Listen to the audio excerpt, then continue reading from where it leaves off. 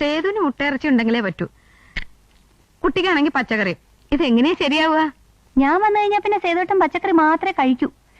പച്ചമീനും ഇറച്ചിയൊക്കെ കണ്ടാലേ ഞാൻ ഛർദിക്കും. അയ്യോ. അപ്പോ ഇവളേതോ ബ്രാഹ്മിൻ ഫാമിലി. എന്താ സേതുട്ടാ, നമുക്ക് പച്ചക്കറി മാത്രം മതി ഇല്ലേ?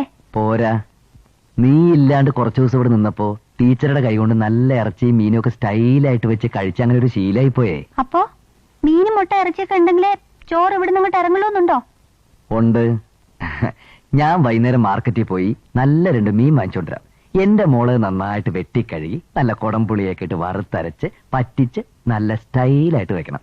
പിന്നെ കുക്കിങ്ങിനെ കുറിച്ച് വല്ല സംശയം ഉണ്ടെങ്കിൽ ടീച്ചറോട് ചോദിച്ചാൽ മതി, പറഞ്ഞു തരും. അതിനെ വേറെ ആള് നോക്കണം.